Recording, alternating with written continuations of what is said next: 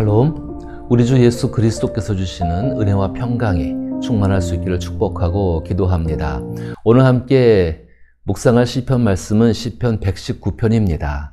시편 119편은 성경에서 가장 긴 본문이고 시입니다. 따라서 오늘 이 말씀을 묵상하면서 말씀과 기도의 연합을 통한 옳은 방향으로의 오랜 순종이라는 제목으로 함께 생각해 보고자 합니다. 제목이 좀 길지만 이 제목을 잘 기억하였으면 좋겠습니다. 시편 119편은 176개의 절로 이루어진 긴 시입니다. 이 같은 분량은 성경 66권 중에 비교적 내용이 짧은 30개의 성경보다 많습니다. 그래서 시편 119편을 앉은 자리에서 처음부터 끝까지 읽고 묵상하는 것이 부담스럽게 느껴집니다. 물론 많은 학자가 시편 119편을 연구하고 저술했지만 그것도 학자처럼 연구하는 분들에게 도움이 될 뿐이지 평범한 신앙인들에게는 별로 도움이 되지 않는다고 생각해 봅니다. 그러면 하나님은 왜 이렇게 긴 시를 시편에 담아 놓았을까요? 우선은 교육과 훈련의 목적이 있습니다. 시편 119편은 교육과 훈련을 위한 분명한 구조로 되어져 있습니다. 기억에 오래 남도록 먼저는 176개의 절을 22개의 단락으로 구분해 놓았습니다. 개역 개정 성경에는 점으로 구분되어 있습니다. 22개의 단락으로 구분한 기준은 히브리어의 22개의 알파벳에 따른 것입니다. 각 단락이 히브리어 알파벳의 순서에 따라 시작합니다. 각기 한 연은, 단락은 8개의 절로 이루어져 있습니다. 첫 번째의 연의 8개의 절은 각각 히브리 알파벳의 첫 글자로 시작합니다. 그리고 두 번째의 연의 8개의 각각의 절은 히브리어 알파벳의 두 번째 글자로 시작합니다. 이처럼 시편 118편은 22개의 히브리 알파벳 순서에 따라 내용의 파악과 기억하는 데 유용하도록 만들어졌습니다. 이 같은 구조를 따라 알파벳 순서대로 노래하고 기도함으로 시편 119편이 담고 있는 내용을 기억하며 행동하고 지속할 수 있습니다. 그러하다면 시편 119편은 현대의 신앙인에게도 매우 유용합니다. 신앙은 옳은 방향으로 오랜 순종으로 이루어지기 때문입니다. 신앙인에게 옳은 방향은 하나님 말씀, 즉 복음입니다. 복음은 삶의 구체적인 영역에서 길거리에서도 직장에서도 침실에서도 부엌에서도 암으로 투병하는 중일지라도 이혼을 경험할 때도 아이들과 함께 있을 때마다 달콤한 연애 시간에도 결혼 생활 가운데에도 생생하게 살아 있어야 합니다. 복음이 자기 삶에서 생생하게 살아 있어야 하는 것은 신앙인에게 반드시 필요한 일입니다. 이것은 하나님 말씀, 즉 복음을 기억하고 행동하며 지속하는 옳은 방향으로의 오랜 순종을 필요로 하는 일입니다. 이를 통해 예수 그리스도를 닮아가는 하나님의 형상을 이루어 갈 수 있습니다. 그리스도 예수의 성품, 즉 하나님의 형상을 닮아가는 것은 사실상 초자연적인 일입니다.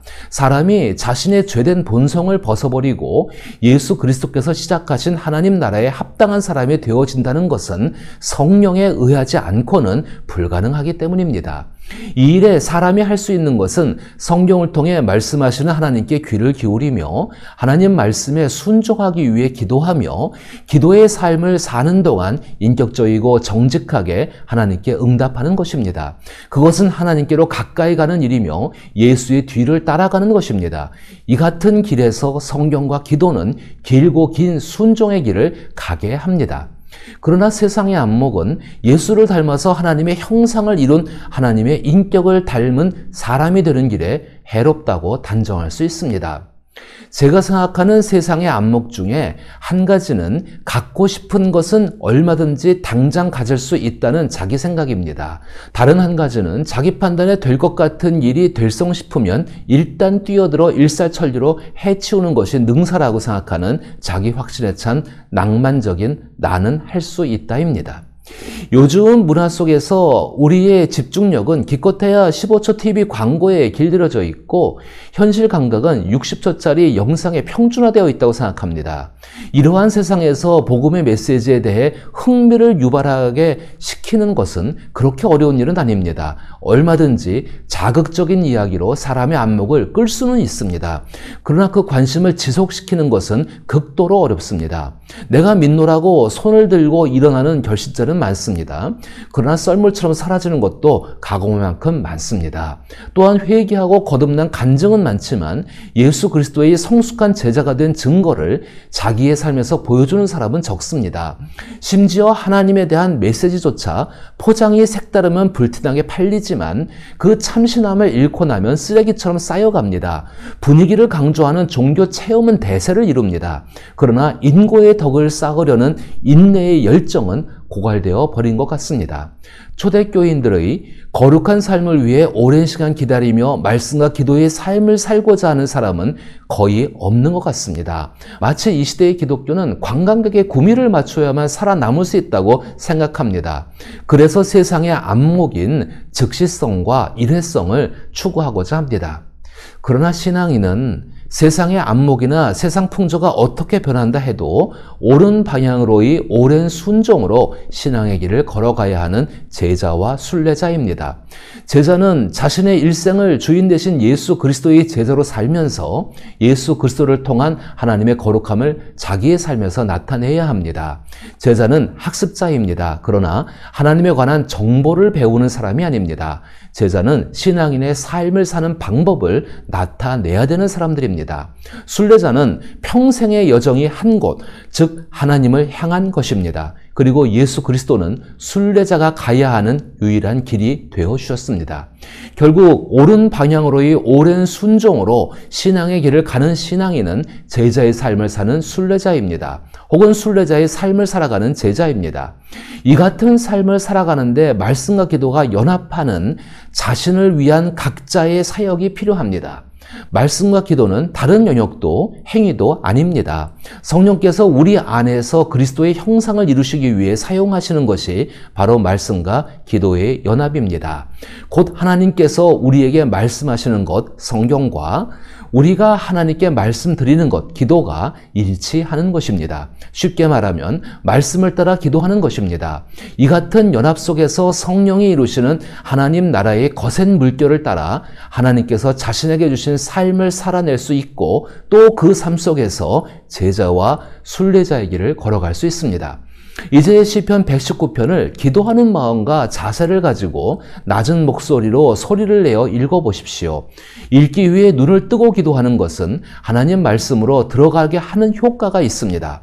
가능한 천천히 급하게 읽지 말고 한 구절씩 그리고 단락에 찍힌 구분점을 의식하며 천천히 소리내 읽으며 자신이 읽은 소리를 듣고자 노력하십시오. 자신도 모르게 자신의 현실에 이미 찾아와 계신 하나님을 느낄 수 있습니다. 저는 개인적으로 몹시 어려운 상황 속에서 이처럼 시편 119편을 읽으며 기도했습니다.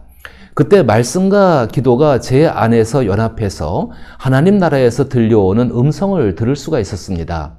그때 저를 감동한 말씀을 소개하면 37절과 38절에서부터 들리기 시작해서 내 눈을 돌이켜 허탈한 것을 보지 말게 하시고 주의 길에서 나를 살아나게 하소서, 주를 경외하게 하는 주의 말씀을 주의 종에게 세우소서. 그리고 49절과 50절에서 무너진 자의 마음을 위로하는 음성인 주의 종에게 하신 말씀을 기억하소서, 주께서 내게 소망을 가지게 하셨나이다. 이 말씀은 나의 고난 중의 위로라. 주의 말씀이 나를 살리셨기 때문이니이다. 그리고 67절부터 71절을 통하여 회개하는 정직한 마음이 창조되며 고난을 받아들일 수 있도록 하는 음성이 들려졌습니다. 고난 당하기 전에는 내가 그릇 행하였더니 이제는 주의 말씀을 지키나이다. 주는 선하사 선을 행하시오니 주의 율례들로 나를 가르치소서. 교만한 자들이 거짓을 지어 나를 치려하였사오나 나는 전심으로 주의 법도를 지키리이다. 그들의 마음은 살쪄서 기름덩이 같으나 나는 주의 법을 즐거워하나이다. 고난 당한 것이 내게 유익이라. 이로 말미암아 내가 주의 율례들을 배우게 되었나이다. 그리고 92절부터 94절 또한 107절과 109절을 통해 오늘을 살아낼 수 있는 이유를 말씀하는 음성을 들었습니다. 주의 법이 나의 즐거움이 되지 아니하였다면 내가 내 고난 중에 멸망하였으리이다. 내가 주의 법도들을 영원히 잊지 아니하오니 주께서 이것들 때문에 나를 살게 하심이니이다. 나는 주의 것이오니 나를 구원하소서. 내가 주의 법도들만을 찾았나이다. 나의 고난이 매우 심하오니 여호와여 주의 말씀대로 나를 살아나게 하소서. 나의 생명이 항상 위기에 있사오나 나는 주의 법을 잊지 아니하나이다. 그리고 116절과 117절을 통하여서 내일을 살아낼 수 있는 힘을 주시는 음성인 주의 말씀대로 나를 붙들어 살게 하시고 내 소망이 부끄럽지 않게 하소서. 나를 붙드소서. 그리하시면 내가 구원을 얻고 주의 율례들에 항상 주의하리이다. 그리고 132절부터 134절을 통해 나와 함께 계시는 하나님을 확신할 수 있는 음성, 주의 이름을 사랑하는 자들에게 베푸시던 대로 내게 돌이키사 내게 은혜를 베푸소서. 나의 발걸음을 주의 말씀에 굳게 세우시고 어떤 죄악도 나를 주관하지 못하게 하소서. 사람의 박해에서 나를 구원하소서. 그리하시면 내가 주의 법도를 지키리이다. 그리고 마지막으로 154절과 165절을 통해 하나님께서 보호하고 계신다는 음성을 듣게 됩니다. 주께서 나를 변호하시고 나를 구하사 주의 말씀대로 나를 살리소서. 주의 법을 사랑하는 자에게는 큰 평안이 있으니 그들에게 장애물이 없으리로다. 그렇게 시편 119편을 읽으면서 그것이 나의 기도라고 하나님께 드렸을 때 하나님께 그 같은 감동의 음성을 들을 수가 있었습니다. 그것은 하나님 나라에서 들려온 주의 음성이었습니다. 그리고 그 이후에도 다른 일로 인해 하나님께 기도할 때 이처럼 말씀을 읽는다는 것이 나의 기도가 되었을 때 같은 시편 119편을 읽고 기도하지만은 다른 감동을 주는 음성을 들을 수가 있었습니다. 이런 저의 경험을 말하는 것은 새로운 기도의 방법을 말하는 것이 아닙니다. 말씀을 따라 기도함으로 말씀과 기도가 연합해서 나타나는 하나님 나라를 말하고자 하는 것입니다. 자신에게 있는 문제의 골몰에서 성경을 통해 해결 방법을 찾고 문제를 해결하기 위해 기도하는 것을 저는 폄하하고 싶지 않습니다. 그러나 참된 경건과 하나님을 경외하는 삶은 하나님 음성을 듣는 것에서부터 시작된다는 것을 기억하셔야 합니다. 그것은 신앙인의 삶을 자기의 힘으로 살 것인가 아니면 성령의 이끄심 속에 살아갈 것인가를 결정하는 일이기 때문입니다. 말씀과 기도가 연합을 이룰 때 성령의 인도하심이 있는 하나님 나라의 능력을 경험할 수 있습니다. 시편 119편은 긴 시이며 기도입니다. 만약 여러분이 깊은 기도를 하나님께 드리고 싶다면 시편 119편으로 기도하십시오. 조용히 천천히 자신의 목소리가 들리게 읽는 것입니다. 말씀과 기도가 연합하는 것 속에서 시편 1편 1절의 복 있는 자의 모습인 오직 여호와의 율법을 즐거워하며 그의 율법을 주야로 묵상한도다라는 말씀과 주 예수와 요한계시록에 말씀하시는 말씀을 읽고 듣고 지키는 자가 복이 있다라는 말씀이 자신의 기도 안에서 구체적으로 확대해서 말하여지고 있음을 알 수가 있습니다. 따라서 시편 119편을 통해 하나님의 말씀을 지칭하는 여러 표현들이 등장하는데 그 표현인 말씀, 증거, 법도, 율례, 계명, 도, 길, 판단 등이 기도와 연합하고 행동함으로 오직 하나님 말씀으로 살아가는 사람의 삶과 복이 있는 것을 경험하게 됩니다. 오직 하나님 말씀으로 살아간다는 것은 하나님 나라의 의 안에서 살아간다는 것입니다. 이것은 주 예수의 십자가에서의 죽으심과 부활을 믿고 구원받은 거듭난 사람들의 부활의 삶을 말합니다. 이 같은 삶의 방식은 이 땅에 계셨던 주 예수의 모습에서 역사적으로 종교개혁자들과 개혁주의의 삶을 사는 사람들에게 하나님 말씀과 의에서 떠난 세상 속에서 살아간다는 이유로 치열한 투쟁과 고통과 고난을 경험하게 합니다. 그러나 하나님의 말씀과 약속을 스스로 이뤄가시는 선하신 인격의 하나님은 오직 말씀으로 살아가는 사람을 하나님 나라와 그의 의로 인해 복을 받게 하심으로 위로하십니다. 오직 하나님의 말씀으로 살아간다는 것은 예수 그리스도처럼 하나님의 선한 인격으로 하나님 말씀과 약속을 이루는 복된 일에 자신을 희생하는 삶을 사는 능력을 갖추는 것을 의미합니다. 말씀과 기도가 자기의 삶에서 연합되어 주 예수께서 이 땅에서 살아가신 삶을 살아낼 수 있기를 나사렛 예수 이름으로 축복합니다.